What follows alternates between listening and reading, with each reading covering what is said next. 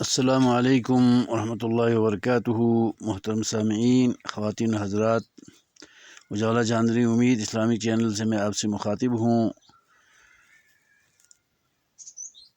آپ کو معلوم ہے ہم اسلامی سال 1445 ہجری سے گزر رہے ہیں اور اس سال کا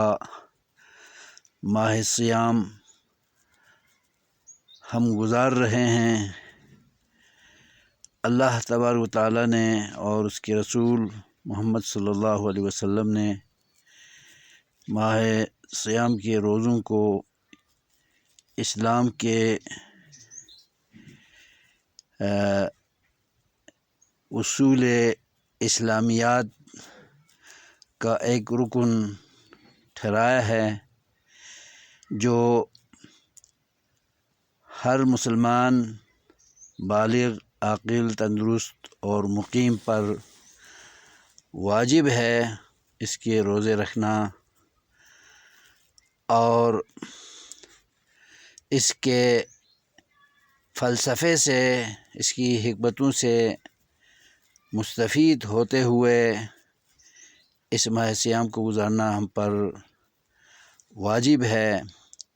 روزوں کے ساتھ ساتھ قیام اللیل، جس کو تراویح کہا جاتا ہے، 8 تراویح پڑھے، 10 پڑھے، 12 پڑھے، 20 پڑھے، جو بھی پڑھے، لازماً رمضان کی راتوں سے استفادہ کیا جائے اور اللہ کو منایا جائے۔ اس کے ساتھ ساتھ غریبوں، بیواؤں، مسکینوں کے ساتھ ہمدردی،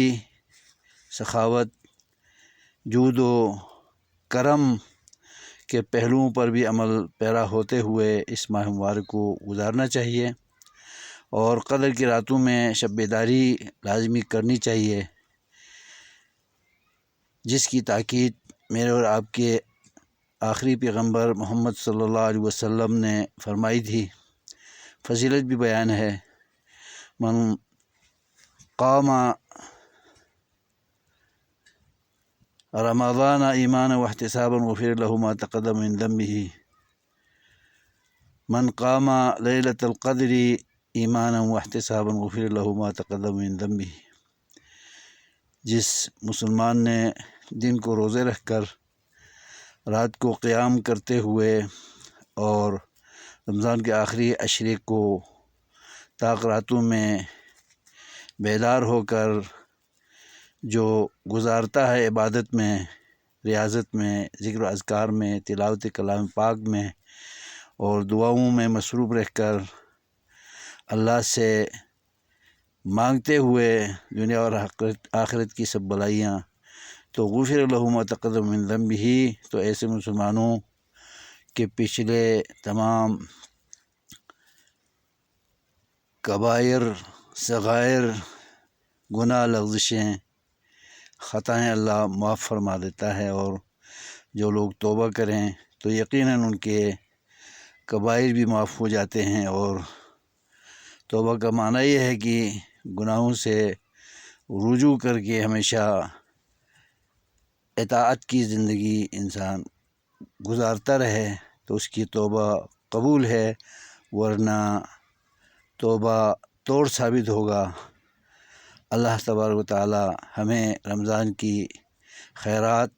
برکات، رحمتوں، مغفرتوں اور انعامات و احسانات سے مالا مال فرمائے، اللہ تعالی